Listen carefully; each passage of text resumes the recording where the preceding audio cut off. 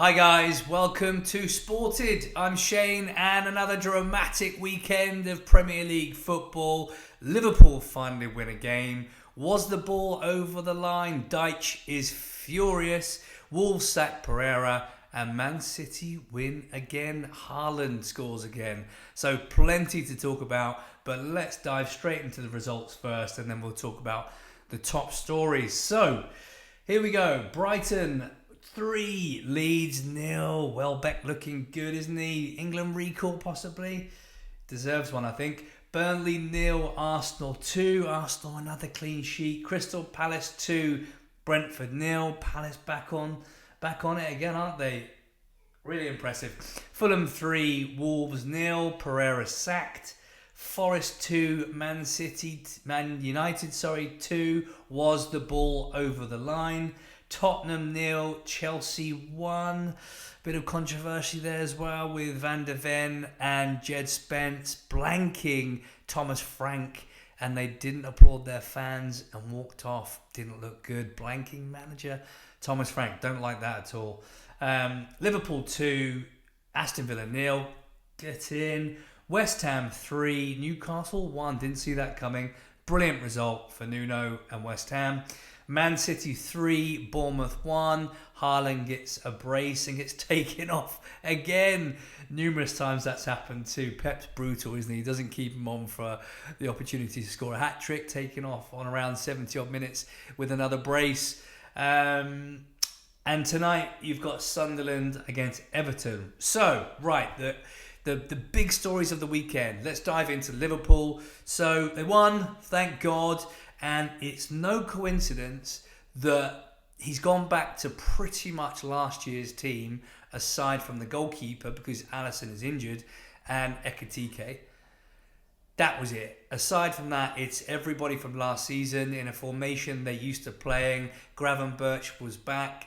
Hell of a difference. What a player he's turned into. He was back to his best. Those driving runs and silky midfield, his general that he's turned into. What a player. McAllister in turn, he was back. Salah was better. He linked up well with Bradley. But for me, man of the match, again, is Dominic Szoboszlai. This guy has gone up a level. This guy is now the player that we thought we were buying. He's got his confidence. He's playing like he does for Hungary, playing like a captain, box to box, dynamic. He's an animal. He's everywhere for 92, 94, 95, whatever it is. Hardly ever gets subbed, never looks tired, runs for days. I swear he's got 2 lungs. He is an absolute athlete and covers every blade of grass. And when he's playing right back, we miss him in midfield. Because he is, the old saying is you defend from the front. And he was playing as a 10, wasn't he? Now he was back in that position. He gives you physicality, he gives you legs, his work rate, ball retention, passing ability. The only thing that's missing from Szoboszlai, he needs to score more goals.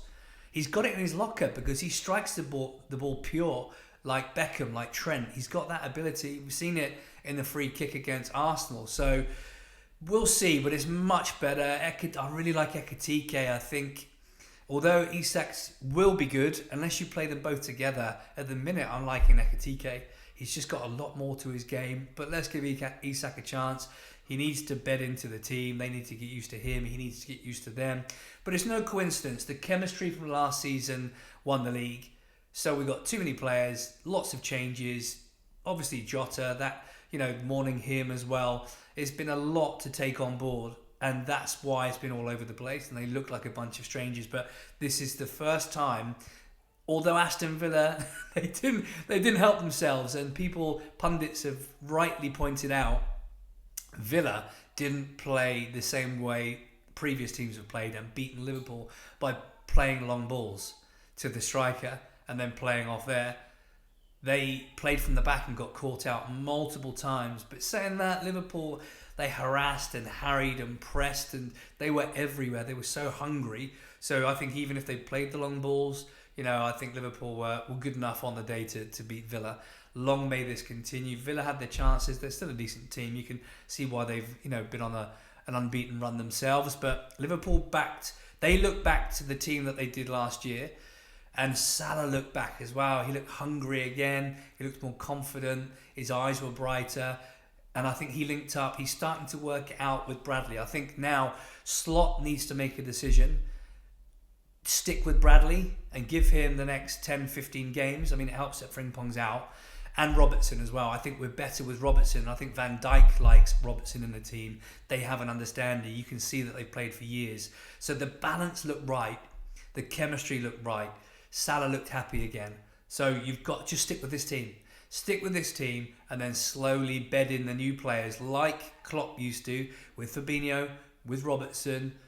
It's just bleed them in slowly. You don't, just because you spent a lot of money doesn't mean you have to play them straight away and sacrifice the balance and the chemistry that they have that is established from last season and that won the league. So those are my thoughts, but it looked better. Thank God. Thank God we got a win and we're up to third place. So, yeah, exciting. Let's see what happens. Please let this be the start of a nice run of games now for Liverpool, although now we've got Man City and Real Madrid in the next game, so there's no let up, is there? But, yeah, the more top news. Let's go over to Wolves. So, Wolves have sacked Vitor Pereira. Poor guy's been given the boot. It turned toxic very, very quickly after he just extended his contract. Gary O'Neill is now in the mix. I'm hearing they're holding talks with him after Vitor Pereira replaced him. And I like Gary O'Neill in the first place. I think he did well. Like any manager has their bad spells. Pep has them, Klopp has them, the Slot's having them. And they gave O'Neill the bullet when I think, in hindsight, they should have stuck with him because, he finished, I think it was 11th or was it 11th, 14th the season before. He did well, and then they got rid of him. So there you go. They probably realised their mistake. Looks like Gary O'Neill might be back, but Vitor Pereira, that turned nasty, didn't it? But it's all about your recruitment. You can't keep selling your best players and not replace them without this is the result. It's all about the recruitment. Look at Man United. They recruited well in the summer, and now they're reaping the rewards. They've got Cunha and Bomo, both established quality Premier League players, and it's showing. It's all about your recruitment. All about your recruitment.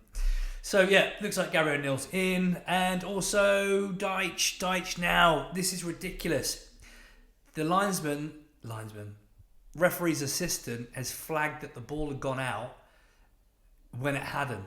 Clearly hadn't. You can see. But the thing, right, if the linesman makes the call, so the defender's gone and chased the ball down towards the corner flag, he's rolled his foot over the ball, the whole circumference of the ball has not gone over the line, but from the linesman assistant is like at an angle at the other side of the pitch. How can you can't see? It's impossible. From the TV angle we're looking at, it's hard to tell. So if you're stood to the side of the ball's this side, and you're way back on the other side of the pitch, how the hell can you tell if the ball's crossed the line?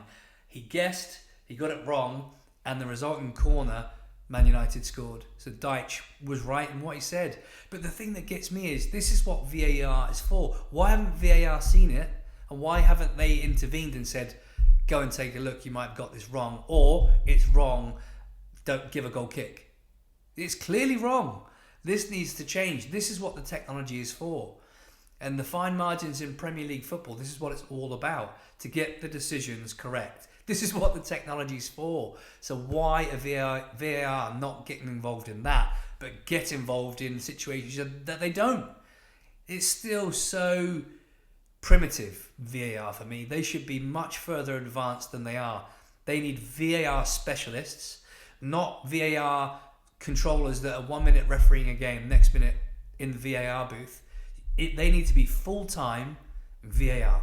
That's it. Otherwise, we're always going to get this inconsistency. It's ridiculous. And I could tell from the TV replay, without all the extra angles that VAR have, that the ball was still in. Crazy. So I can understand Dyche's frustration there. And again, Howard Webb needs to look at that, and changes need to be made, because these silly mistakes need to be cut out, and we need to get that percentage of correct decisions up.